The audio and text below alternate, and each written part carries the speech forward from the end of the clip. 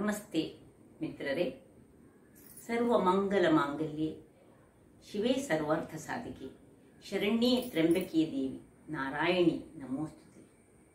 ವರಲ ಮಹಾಲಕ್ಷ್ಮಿ ಪೂಜೆಯ ಈ ಸಂದರ್ಭದಲ್ಲಿ ಈ ಹಬ್ಬ ಎಲ್ಲರಿಗೂ ಬಹಳ ಖುಷಿಯನ್ನು ಕೊಡುವಂಥದ್ದು. ಅದರಲ್ಲೂ ಹೆಣ್ಣು ಮಕ್ಕಳಿಗಂತೂ ಈ ಹಬ್ಬ ಒಂದು ಸಡಗರ ಸಂಭ್ರಮದಿಂದ ಕೂಡಿದಂಥದ್ದು. ಹಾಗಿರುವಾಗ ಈ ವರಮಹಾಲಕ್ಷ್ಮಿಯನ್ನು ಖುಷಿಪಡಿಸಲು ನಮ್ಮ ಹೆಣ್ಣು ಮಕ್ಕಳು ಬಹಳ ಕಷ್ಟಪಟ್ಟು ಕೆಲವು ವ್ರತ ನಿಯಮಗಳನ್ನು ಪಾಲಿಸುತ್ತಾರೆ.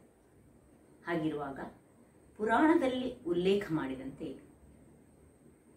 ಚಾರುಮತಿ ಎಂಬ ಸ್ತ್ರೀ ಆಕೆಯ ಕರ್ಮಫಲದಿಂದ ಅಂದರೆ ಹಿಂದಿನ ಜನ್ಮದ ಕರ್ಮದಿಂದಾಗಿ ಆಕೆ ಕಡು ಬಡತನದಲ್ಲಿ ಹುಟ್ಟಿ ಬೆಳೆದರು. ಮನೆಯಲ್ಲಿ ಅನಾರೋಗ್ಯದಿಂದ ಕೂಡಿದ ಪತಿ ಇದ್ದರು. ಮನೆಯನ್ನು ಬಹಳ ಚೆನ್ನಾಗಿ ನೋಡಿಕೊಂಡು ಮನೆಯ ಪ್ರತಿಯೊಂದು ಕೆಲಸವನ್ನು ಮಾಡುತ್ತಾ ತನ್ನ ಪತಿಯನ್ನು ಚೆನ್ನಾಗಿ ನೋಡಿಕೊಳ್ಳುತ್ತಾ ಅದರೊಂದಿಗೆ ದೇವರ ಕಾರ್ಯಗಳನ್ನು ಬಹಳ ಭಕ್ತಿಪೂರ್ವಕವಾಗಿ ಮಾಡ್ತಿದ್ಲಂತೆ. ಅದನ್ನು ಕಂಡ ಪಾರ್ವತಿ ದೇವಿ ಶಿವನಿಂದ ಯಾವ ರೀತಿಯಲ್ಲಿ ಆಕೆ ಒಂದು ಪೂಜೆಯನ್ನು ಮಾಡಿದರೆ ಆಕೆಯ ಆ ಕಡು ಬಡತನ ದಾರಿದ್ರ್ಯ ನಿವಾರಣೆ ಆಗ್ತದೆ ಅಂತ ಕೇಳಿ ಕನಸಿನಲ್ಲಿ ಚಾರುಮತಿಗೆ ಬಂದು ಯಾವ ರೀತಿಯ ಪೂಜೆ ಪುರಸ್ಕಾರಗಳನ್ನು ನೀನು ದೇವಿಗೆ ಅರ್ಪಿಸಿದರೆ ನಿನ್ನ ಈ ಎಲ್ಲ ದಾರಿದ್ರ್ಯ ನಿವಾರಣೆ ಆಗ್ತದೆ ಎಂಬುದಾಗಿ ಆಕೆ ಕನಸಿನಲ್ಲಿ ಬಂದು ಚಾರುಮತಿಗೆ ಹೇಳ್ತಾರೆ.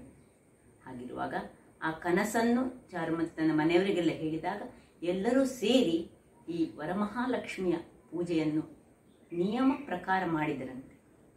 ಹಾಗಾಗಿ ಕೂಡಲೇ ಚಾರುಮತಿಯ ದರಿದ್ರ ಹಾಗೂ ಮನೆಯ ಅನಾರೋಗ್ಯ ಎಲ್ಲ ನಿವಾರಣೆಯಾಗಿ ಕೊನೆಗೆ ಆಕೆ ಆ ಮಹಾಲಕ್ಷ್ಮಿಯಲ್ಲಿ ಐಕ್ಯವಾದರು ಎಂಬ ಒಂದು ಪುರಾಣದ ಕಥೆ ಇದೆ. ಹಾಗಿರುವಾಗ ಈಗಿನ ಈ ಕಾಲದಲ್ಲಿ ನಮಗೆ ಆ ರೀತಿಯಾಗಿ ಎಲ್ಲ ರೀತಿಯ ನಿಯಮಗಳನ್ನು ಪಾಲಿಸಲಿಕ್ಕೆ ಆಗದಿದ್ದರೂ ನಾವು ಕರಾವಳಿಗರು ಹೆಚ್ಚಾಗಿ ಯಾವುದೇ ರೀತಿಯ ಕಲಶವನ್ನು ಇಟ್ಟು ಹೆಚ್ಚಾಗಿ ಮಾಡುವುದಿಲ್ಲ. ಆದರೆ ನಾವು ವರಮಹಾಲಕ್ಷ್ಮಿ ಪೂಜೆಯನ್ನು ಸಿಂಪಲ್ ಆಗಿ ಮನೆಯಲ್ಲಿಯೇ ದೇವರಿಗೆ ಏನಾದೊಂದು ನೈವೇದ್ಯವನ್ನು ಅರ್ಪಿಸಿ ಹಾಗೂ ಹೂ ಹಣ್ಣು ಹಂಪಲುಗಳನ್ನು ಅರ್ಪಿಸಿ ಸಿಂಪಲ್ ಆಗಿ ಮಾಡ್ತೇವೆ. ಆದರೆ ಕೆಲವರ ಪ್ರಕಾರ ಈ ಕಲಶ ಇಟ್ಟೇ ಮಾಡಬೇಕಂತ ಹೇಳ್ತಾರೆ. ಆದರೆ ಕಲಶ ಇಟ್ಟು ಮಾಡುವಾಗ ಕೆಲವು ಅನೇಕ ನಿಯಮಗಳಿವೆ, ಅವುಗಳನ್ನು ಪಾಲಿಸಬೇಕಾಗ್ತದೆ. ಬೆಳಿಗ್ಗೆ ಎದ್ದು ಸ್ನಾನ ಮಾಡಿ ಆಮೇಲೆ ಎಲ್ಲಿ ಕಲಶ ಇಡ್ತೇವೆ ಅಲ್ಲಿ ಸೆಗಣಿಯಿಂದ ಅದನ್ನು ಸಾರಿಸಿ ರಂಗೋಲಿ ಹಾಕಿ ಅದರ ಮೇಲೆ ಪುನಃ ಅಕ್ಕಿಯನ್ನು ಹರಡಿ ಬಿಳಿ ಕೆಂಪು ಬಟ್ಟೆಯನ್ನು ಹಾಕಿ ಅದರ ಮೇಲೆ ಒಂದು ಕಲಶವನ್ನು ಸ್ಥಾಪನೆ ಮಾಡ್ತಾರೆ. ಆ ಕಲಶ ಹೇಗಿರಬೇಕು ಹೇಳಿದರೆ ಅದು ಸ್ಟೀಲ್ನಿಂದೆಲ್ಲ ಮಾಡಿದಾಗುವುದಿಲ್ಲ, ಒಂದ ತಾಮ್ರದಿಂದ ಅಥವಾ ಬೆಳ್ಳಿಯಿಂದ ಮಾಡಿದಂತಹ ತಾಮ್ರವೇ ಆಗಬೇಕು. ಅದರ ಒಳಗೆ ಹಾಕುವ ನೀರು ಆ ಗಂಗಾಜಲ ಸಹಿತ ವೆರಿ ಪವಿತ್ರವಾದ ನೀರಾಗಿರಬೇಕು. ಅದರಲ್ಲಿ ಪಚ್ಚೆ ಕರ್ಪೂರ, ಜಾಕಾಯಿ, ಲಾವಂಚ ಹಾಗೂ ಇನ್ನಿತರ ಕೆಲವು ವಸ್ತುಗಳನ್ನು ಹಾಕಿ ಅವರು ಅದನ್ನು ಚೆನ್ನಾಗಿ ಅಲಂಕರಿಸಿ ಅದರ ಮೇಲೆ ತೆಂಗಿನ ಕಾಯಿಯನ್ನು ಇಟ್ಟು ದೇವಿಯನ್ನು ಅದರಲ್ಲಿ ಆರಾಧಿಸುತ್ತಾರೆ. ಈ ನಿಯಮವನ್ನೆಲ್ಲ ನಾವು ಕರಾವಳಿಗರು ಹೆಚ್ಚಾಗಿ ಮಾಡುವುದಿಲ್ಲ. ಆದರೆ ಕೆಲವರು ಅಂದರೆ ಬೇರೆ ಊರಿನಿಂದ ನಮ್ಮಲ್ಲಿಗೆ ಬಂದವರು ಅದನ್ನು ಮಾಡ್ತಾರೆ, ನಮ್ಮನ್ನು ಕರೀತಾರೆ, ನಾವು ಅವರ ಆ ಒಂದು ಪೂಜೆಗೆ ಹೋಗ್ತೇವೆ. ಅಲ್ಲಿ ನಮಗೆ ಅವರು ಬಾಗಿನ ಕೊಟ್ಟು ನಮ್ಮನ್ನು ಹರಸ್ತಾರೆ, ನಾವು ಅದರಲ್ಲಿ ಪಾಲ್ಗೊಂಡು ಖುಷಿ ಪಡ್ತೇವೆ. ಹಾಗಿರುವಾಗ ಇವತ್ತು ನಾನು ಸಿಂಪಲ್ ಆಗಿ ಖಾಲಿ ದೇವರಿಗೆ ಹೂ ಇಟ್ಟು ಹಣ್ಣು ಕಾಯಿ ಅರ್ಪಿಸಿ ಒಂದೇ ಒಂದು ಬಗೆಯ ನೈವೇದ್ಯವನ್ನು ಅರ್ಪಿಸಿ ಹಾಗೂ ಅದರ ಒಂದಿಗೆ ಮನೆ ಮಂದಿಗೆಲ್ಲ ಈ ಕಡ್ಲೆಯಿಂದ ಮಾಡಿದಂತಹ ಪ್ರಸಾದ ಹಾಗೂ ಪಾನಕವನ್ನು ಕೊಟ್ಟು ನಾವು ಈ ಹಬ್ಬವನ್ನು ಆಚರಿಸ್ತೇವೆ. ಹಾಗಾದರೆ ಬನ್ನಿ ಅಡಿಗೆ ಮನೆಗೆ ಹೋಗಿ ಆ ಒಂದು ಗುಡಾನ್ನ ಅಂದರೆ ಬೆಲ್ಲದ ಅನ್ನವನ್ನು ನಾನು ದೇವಿಗೆ ಯಾವುದನ್ನು ಅರ್ಪಿಸ್ತೇನೆ ಅದನ್ನು ಹೇಗೆ ಮಾಡುವುದು ಹಾಗೂ ಕಡ್ಲೆಯಿಂದ ಮಾಡಿದಂತಹ ಉಕ್ಕರಿ ಹಾಗೂ ಪಾನಕವನ್ನು ಹೇಗೆ ಮಾಡುವುದೆಂದು ಪಾನಕವನ್ನು ನಾನು ಮೊದಲೇ ನನ್ನ ಒಂದು ಚಾನಲ್ನಲ್ಲಿ ಹಾಕಿದ್ದೇನೆ, ಅದನ್ನು ನೀವು ನೋಡ್ಬೋದು. ಈ ಎರಡು ಖಾದ್ಯಗಳನ್ನು ಹೇಗೆ ಮಾಡುವುದು ಎಂದು ನೋಡೋಣ ಅಲ್ಲವೇ? ಹೆಚ್ಚಾಗಿ ಈ ವರಮಹಾಲಕ್ಷ್ಮಿ ಪೂಜೆಯನ್ನು ಬಹಳ ಸಿಂಪಲ್ ಆಗಿ ನಮ್ಮ ಮನೆಗಳಲ್ಲಿ ಮಾಡ್ತೇವೆ ಮತ್ತು ದೇವಸ್ಥಾನಕ್ಕೆ ಹೋಗಿ ದೇವಸ್ಥಾನದಲ್ಲಿ ಮಾಡುವಂತಹ ಪೂಜೆಗೆ ಹಣವನ್ನು ಕಟ್ಟಿ ಅಲ್ಲಿಂದ ಪ್ರಸಾದವನ್ನು ಪಡೆಯುತ್ತೇವೆ. ಕೆಲವರು ಮಾತ್ರ ಅವರ ಮನೆಗಳಲ್ಲಿ ಕಳಶ ಬಿಂದಿಗೆಯನ್ನು ಇಟ್ಟು ದೊಡ್ಡದಾಗಿ ಪೂಜೆ ಮಾಡ್ತಾರೆ. ನಾವು ಇಲ್ಲಿ ಸಿಂಪಲ್ ಆಗಿ ಮನೆಯಲ್ಲಿ ದೇವಿಗೆ ಒಂದು ಹಾರ ಹಾಕಿ ಪೂಜೆ ಮಾಡಿ ಒಂದು ಪ್ರಸಾದವನ್ನು ಇಡ್ತೇವೆ. ಅದಕ್ಕೆ ನಾವು ಬೆಲ್ಲದ ಅನ್ನವನ್ನು ಹೆಚ್ಚಾಗಿ ಮಾಡ್ತೇವೆ ಮತ್ತು ಈ ಕಡಲೆಯನ್ನು ನಾವು ಹೆಚ್ಚಾಗಿ ಒಂದು ಉಪ್ಪುಕರಿ ಟೈಪಲ್ಲಿ ಮಾಡಿ ಒಂದು ಪಾನಕ ಮಾಡಿ ನಾವು ಯೂಸ್ ಮಾಡ್ತೇವೆ. ಇಲ್ಲಿ ನೋಡಿ, ದೇವಿಗೆ ನಾವು ಅರ್ಪಿಸುವಂತಹ ಬೆಲ್ಲದ ಅನ್ನವನ್ನು ಹೇಗೆ ಮಾಡುವುದೆಂದ್ರೆ ನೋಡಿ, ನಾನು ಒಂದು ಬೌಲ್ನಷ್ಟು, ಈ ಬೌಲ್ನಲ್ಲಿ ಒಂದು ಬೌಲ್ನಷ್ಟು ಅಕ್ಕಿಯನ್ನು 1 ಗಂಟೆಗಳ ಕಾಲ ನೆನೆಸಿಟ್ಟಿದ್ದೇನೆ. ಸೋನಾ ಮಸೂರಿ ಸಾಕ್ತದೆ ಅಥವಾ ಯಾವುದು ಬೆಳ್ತಿಗೆ ಅಕ್ಕಿಯನ್ನು ನಾವು ಮಾಡಬೇಕಾಗ್ತದೆ. 1 ಗಂಟೆಗಳ ನೆನೆಸಿಟ್ಟದ್ದು. ಮತ್ತೆ ಆ ಒಂದು ಬೌಲಿಗೆ ನಿಮಗೆ ಈ ಬೌಲಿನಲ್ಲಿ 1 ಬೌಲ್ ಅಕ್ಕಿ ಆದರೆ 3/4 ಬೌಲ್ನಷ್ಟು ಬೆಲ್ಲ, ಮತ್ತೆ ಅರ್ಧ ಬೌಲ್ನಷ್ಟು ಒಣ ಕೊಬ್ಬರಿ, ಇಲ್ಲದಿದ್ರೆ ಹಸಿ ಕೊಬ್ಬರಿ ಸಾಕ್ತದೆ, ಯಾವ ಸಾಕ್ತದೆ, ಒಣ ಕೊಬ್ಬರಿಯೂ ಆಗ್ತದೆ, ಹಸಿ ಕೊಬ್ಬರಿಯೂ ಆಗ್ತದೆ, ಗೇರು ಬೀಜ, ದ್ರಾಕ್ಷೆ, ಏಲಕ್ಕಿ. ಇಷ್ಟು ನಾವು ಈ ಬೆಲ್ಲದ ಅನ್ನ ದೇವರಿಗೆ ಪ್ರಸಾದವಾಗಿ ಇಡುವಂಥದಕ್ಕೆ. ಇನ್ನು ನಾವು ಸಪೋಸ್ ಯಾರನ್ನಾದರೂ ಮನೆಗೆ ಕರೆದು ಅವರಿಗೆ ನಾವು ಬಾಗಿನ ಕೊಡ್ತೇವೆ ಅಂದ್ರೆ ನಾವು ಹೆಚ್ಚಾಗಿ ಒಂದು ರವಕೆ ಕಣ ಹಾಗೂ ವೀಳ್ಯದೆಲೆಯನ್ನು ಇಟ್ಟು ಒಂದು ಸ್ವಲ್ಪ ಕಾಣಿಗೆ ಇಟ್ಟು ಅಂತ ಕೊಡುವಂತಹ ಒಂದು ಕ್ರಮ ಉಂಟು. ಅಕ್ಕಿಯನ್ನು ಚೂರು ಕೊಟ್ಟು ಮಾಡ್ತೇವೆ. ಹಾಗೆ ಮಾಡುವಾಗ ಈ ಬಂದವರಿಗೆ ಈ ಕಡ್ಲೆಯಿಂದ ಮಾಡಿದಂತಹ ಒಂದು ಪ್ರಸಾದ ಮತ್ತು ಪಾನಕವನ್ನು ಕೊಡ್ತೇವೆ. ಈಗ ಈ ಕಡ್ಲೆಯನ್ನು ಹೇಗೆ ಮಾಡುವುದು ಮತ್ತು ಈ ಬೆಲ್ಲದ ಅನ್ನವನ್ನು ಹೇಗೆ ಮಾಡುವುದೆಂದು ನೋಡೋಣ.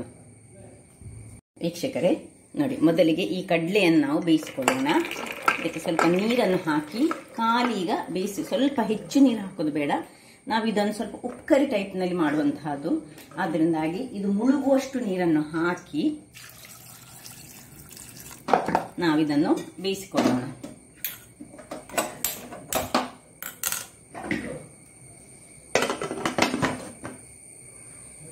ಒಂದು 3 ವಿಷಲ್ ಆಗಲಿ. ಇದು ಹಾಗೆ ಆಗ್ತಾ ಇರುವಾಗ ಇನ್ನೊಂದು ಗ್ಯಾಸ್ನಲ್ಲಿ ನಾವು ಈ ಅಕ್ಕಿಯನ್ನು, ನಾನು 1 ಬೌಲ್ನಷ್ಟು ಅಕ್ಕಿ ತೆಗೆದುಕೊಂಡಿದ್ದೇನೆ. ನಾವು 1 ಬೌಲ್ ಅಕ್ಕಿಗೆ 2 ಬೌಲ್ ಅಲ್ಲ 3 ಬೌಲಿನಷ್ಟು ನೀರನ್ನು ಹಾಕೊಂಡು ನಾವು ಇದನ್ನು ಬೇಯಿಸಿಕೊಳ್ಬೇಕಂದ್ರೆ ಮೃದುವಾಗಿ, ಒಳ್ಳೆ ಮೃದುವಾಗಬೇಕು. ನಮ್ಮ ಅಕ್ಕಿ ಬೆಂದ ಮೇಲೆ ಅನ್ನ ಆಗೋದು ಅದು ಒಳ್ಳೆ ಮೃದುವಾಗಬೇಕು. ನೋಡಿ, ಇದಕ್ಕೆ 3 ಬೌಲ್ನಷ್ಟು ನಾನು ನೀರನ್ನು ಹಾಕೊಳ್ತೇನೆ. ಇದು 2ನೇ ಬೌಲು, ಇದು 3ನೇ ಬೌಲ್. ಸೊ 3 ಬೌಲ್ನಷ್ಟು ನೀರು ಹಾಕಿ ಇದನ್ನು ಸಹ ಗ್ಯಾಸ್ನಲ್ಲಿ ಇಟ್ಟು ಒಂದು 2 ಅಥವಾ 3 ವಿಷಲ್ ಕೂಗಿಸಿಕೊಳ್ತೇನೆ.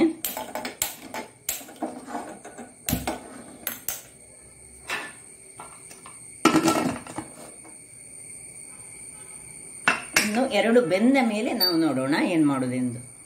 ವೀಕ್ಷಕರೇ, ಇದು ನೋಡಿ 3 ವಿಸಿಲ್ನ ನಂತರ ತಣ್ಣಗಾಗಿದೆ. ನೋಡಿ ಹೇಗೆ ಬೆಂದಿದೆ ನೋಡಿ.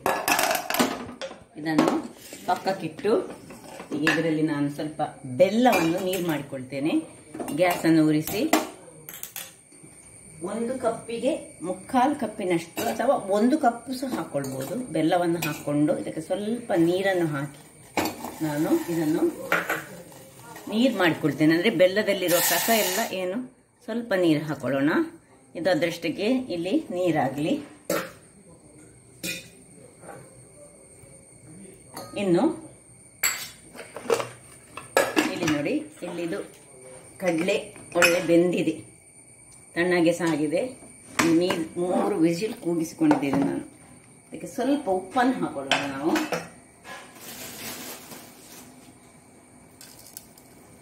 ಉಪ್ಪನ್ನು ಹಾಕಿ ಇದನ್ನು ಪಕ್ಕಕ್ಕಿಟ್ಟು ಈಗ ಇದಕ್ಕೊಂದು ಒಗ್ಗರಣೆಗೆ ರೆಡಿ ಮಾಡ್ಕೊಳ್ಳೋಣ. ಅದು ಬಿಸಿ ಆಗಲಿ. ವೀಕ್ಷಕರೇ ನೋಡಿ, ಇಲ್ಲಿ ಬೆಲ್ಲ ಅದಷ್ಟಕ್ಕೆ ನೀರು ಹಾಕ್ತಾ ಉಂಟು. ಇಲ್ಲಿ ಇದು ಬಿಸಿ ಆಯಿತು ನೋಡಿ. ಈಗ ಇದಕ್ಕೆ ಒಂದು ಸ್ವಲ್ಪ ಎಣ್ಣೆಯನ್ನು ಹಾಕೊಳ್ಳೋಣ. ತೆಂಗಿನ ಎಣ್ಣೆಯನ್ನು ಹಾಕೊಳ್ತಿದ್ದೇನೆ ನಾನು. ತೆಂಗಿನ ಎಣ್ಣೆ ಬಿಸಿ ಆದಾಗ ಸಾಸಿವೆ,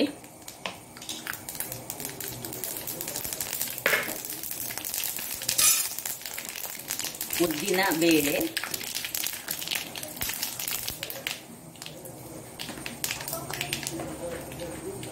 ಕರಿಬೇವಿನ ಸೊಪ್ಪು, 1-2 ಖಾರಕ್ಕೆ ತಕ್ಕಷ್ಟು ನಿಮಗೆ ಮೆಣಸಿನ ಇದು ಹಾಕೊಳ್ಬೋದು. ಹೆಚ್ಚು ಖಾರ ಸಹ ಬೇಡ, ಇದು ನಾವು ಪ್ರಸಾದ ರೂಪವಾಗಿ ಕೊಡುವಂತಹದ್ದು.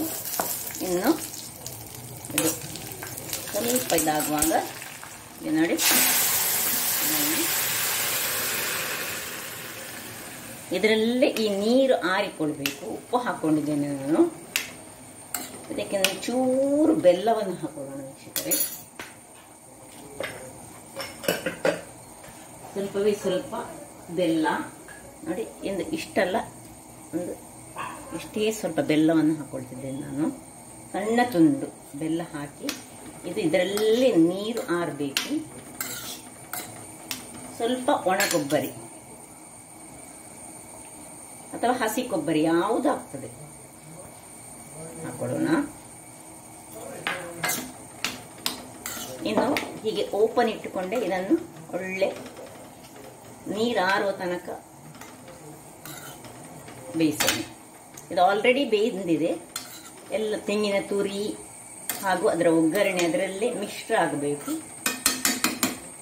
ಓಕೆ, ಇಲ್ಲಿ ನೋಡಿ ಇದು ಆಯ್ತು. ಇದು ಪಾಕ ಬರ್ಲಿಕ್ಕಿಲ್ಲ, ಆಫ್ ಮಾಡ್ಕೊಳ್ಳೋಣ ಇದನ್ನು. ಎಲ್ಲ ಬೆಲ್ಲ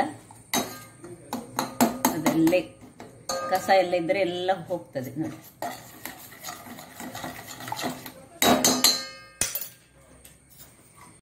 ಇಲ್ಲಿ ನೋಡಿ ವೀಕ್ಷಕರೇ, ಈಗ ಇದನ್ನು ಗಾಳಿಸಿಕೊಳ್ಳೋಣ.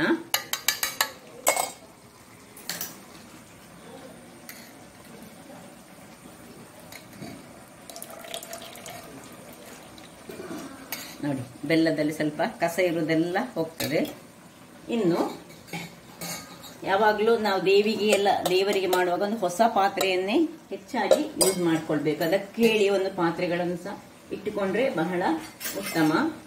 ಈಗ ಈ ಅನ್ನವನ್ನು ನಾನು ಇದರಲ್ಲಿ ಹಾಕೊಳ್ತೇನೆ. ನೋಡಿ, ಒಳ್ಳೆ ತುಂಬ ಗಂಜಿ ಆಗೋದು ಬೇಡ, ಸ್ವಲ್ಪ ನೋಡಿ ಸರಿ ಬೆಂದು ಹೋಗಬೇಕು. ಅದಕ್ಕೋಸ್ಕರ ನಾವು 1:3 ನಾವು ನೀರನ್ನು ಹಾಕೊಂಡಿದ್ದೇವೆ.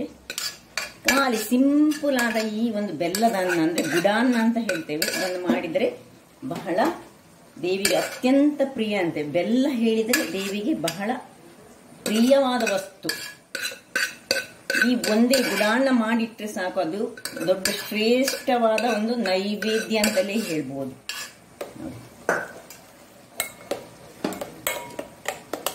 ಇನ್ನು ಇದನ್ನು ತೆಗೆದುಕೊಳ್ಳೋಣ.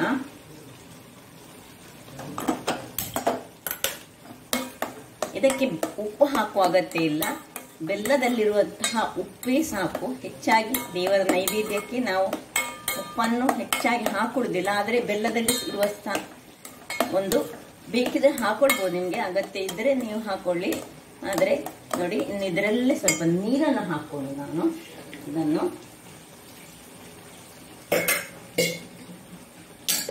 ಬೆಲ್ಲವನ್ನು ಮಾಡಿದಂತಹ ಇದರಲ್ಲೇ ಸ್ವಲ್ಪ ನೀರು ಹಾಕಿ ಇದನ್ನು ಸ್ವಲ್ಪ ಹೊತ್ತು ಹಾಗೆ ಮುಚ್ಚಿಟ್ಟುಕೊಂಡು ಬೇಯಿಸೋಣ.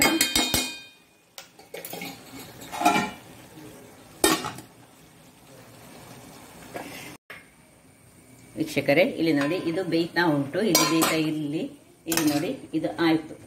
ಇನ್ನು ಸಾಕಿದು, ಇದರ ನೀರೆಲ್ಲ ಸಾಧಾರಣ ಆರಿ ಹೋಗಿದೆ. ಇಷ್ಟಾದರೆ ನಾವಿದನ್ನು ನೋಡಿ ಒಳ್ಳೆ ಹೀಗೆ ಮುಟ್ಟುವಾಗ ಹೀಗೆ ಒಳ್ಳೆ ಬಿಸಿ ಉಂಟೀಗ. ಆದರೆ ಆಯಿತು. ಇದನ್ನು ಮುಚ್ಚಿಟ್ಟುಕೊಂಡು ಇಟ್ಟುಕೊಳ್ಳೋಣ. ಈಗ ಇದನ್ನು ಇಲ್ಲಿ ಇರಲಿ. ಇದರೊಟ್ಟಿಗೆ ನಾವು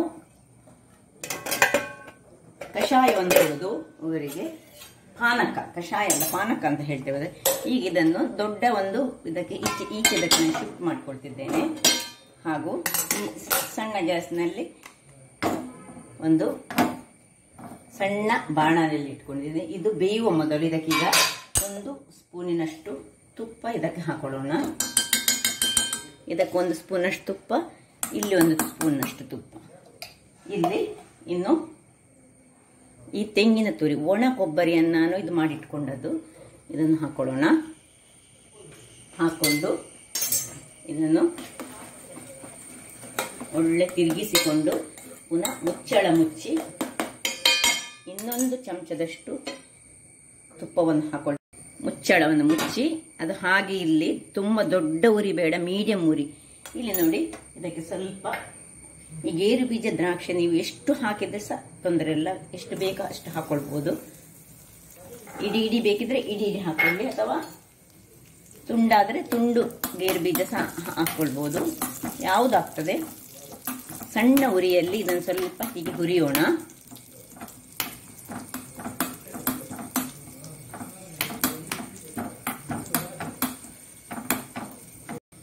ಆಯ್ತು ವೀಕ್ಷಕರೇ, ನೋಡಿ ಇದನ್ನು ಈಗ ಇದಕ್ಕೆ ಶಿಫ್ಟ್ ಮಾಡಿಕೊಳ್ಳೋಣ.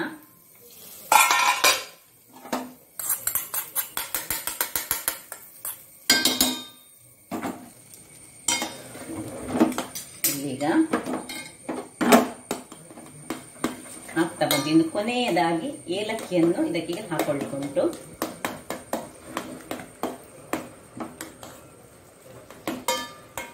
ಈಗ ಇದು ಒಳ್ಳೆ ಸ್ಮ್ಯಾಶ್ ಆಗಬೇಕು.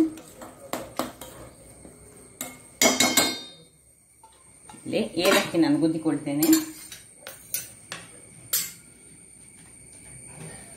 ಇದು ನೋಡಿ, ಅಥವಾ ಏಲಕ್ಕಿ ಪುಡಿ ನಿಮ್ಮ ಹತ್ರ ಇಟ್ಟುಕೊಂಡಿದ್ರೆ ಪುಡಿಯನ್ನು ಸಹ ನೀವು ಹಾಕೊಳ್ಬಹುದು.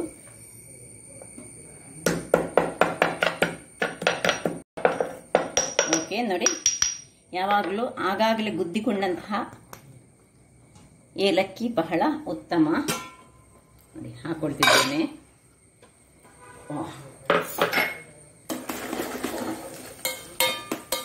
ತುಪ್ಪ ಎಲ್ಲ ಹಾಕಿದ ಮೇಲೆ ಅದರ ಘಮ ಹೆಚ್ಚಾಗ್ತದೆ. ದೇವಿಗೆ ಬಹಳ ಪ್ರೀತಿ.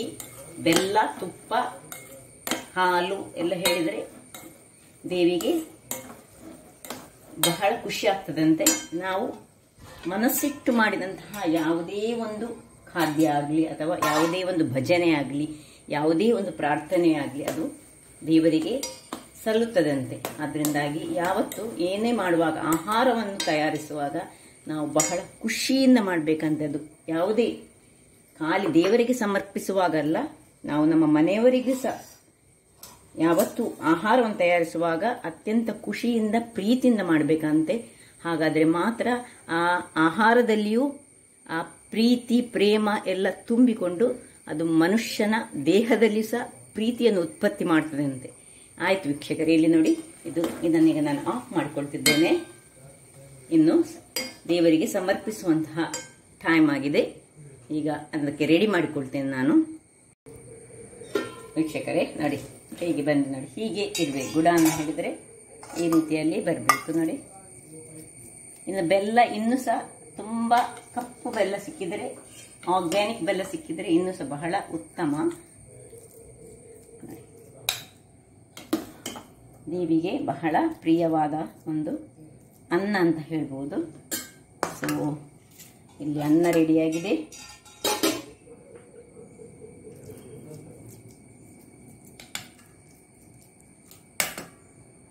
ಇನ್ನು ಇಲ್ಲಿ ನೋಡಿ, ಇದರೊಟ್ಟಿಗೆ ಇನ್ನೊಂದು ಪಾನಕ ಇದ್ರೆ ಆಯ್ತು.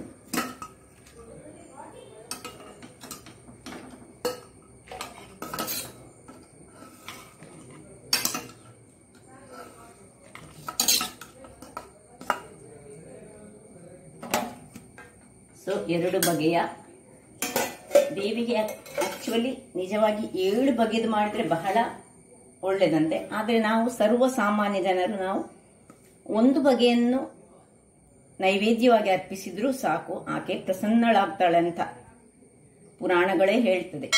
ಹಾಗಿರುವಾಗ ನಮ್ಮ ಮನಸ್ಸಿನಲ್ಲಿ ಎಷ್ಟು ಭಕ್ತಿ ಉಂಟು ಅದು ಬಹಳ ಮುಖ್ಯ. ದೇವರಿಗೆ ಏನು ಬೇಡ, ನಾವು ಮನಸ್ಸಿಟ್ಟು ಮಾಡಿದಂತಹ ಒಳ್ಳೆ ಕೆಲಸ ಮಾತ್ರ ಬೇಕು. ದೇವರ ಹತ್ರ ಎಲ್ಲ ಇದೆ, ಅವರೇ ನಮಗೆ ಕೊಡುವರಾಗಿರುವಾಗ ನಾವು ಅವರಿಗೆ ಕೊಡ್ಲಿಕ್ಕೆ ಏನುಂಟು. ಆದರೂ ನಮ್ಮ ಭಕ್ತಿಯ ಅನುಸಾರವಾಗಿ ಮಾಡಿದಂತಹ ಈ ನೈವೇದ್ಯವನ್ನು ಆಕೆ ಕೊಟ್ಟ ಸಂಪತ್ತಿನಲ್ಲಿ ನಾವು ಸ್ವಲ್ಪ ಆಕೆಗೆ ಏನಾದರೂ ಅರ್ಪಿಸಲಿಕ್ಕೋಸ್ಕರ ಮಾತ್ರ ನಾವು ಈ ಒಂದು ಪೂಜೆ ಪುರಸ್ಕಾರಗಳನ್ನು ಮಾಡುತ್ತೇವೆ. ಹಾಗಾದರೆ ನನ್ನ ಈ ಕುಕಿಂಗ್ ಚಾನಲ್ ನಿಮಗೆ ಇಷ್ಟ ಆದರೆ ಬೋಳೂರು ಸುವರ್ಣ ಚಾನಲನ್ನು ಲೈಕ್ ಮಾಡಿ, ಶೇರ್ ಮಾಡಿ ಹಾಗೂ ಸಬ್ಸ್ಕ್ರೈಬ್ ಮಾಡಿ ಹಾಗೂ ನನ್ನ ಇನ್ಸ್ಟಾಗ್ರಾಮ್ ಪೇಜನ್ನು ಫಾಲೋ ಮಾಡಿ. ಧನ್ಯವಾದಗಳು.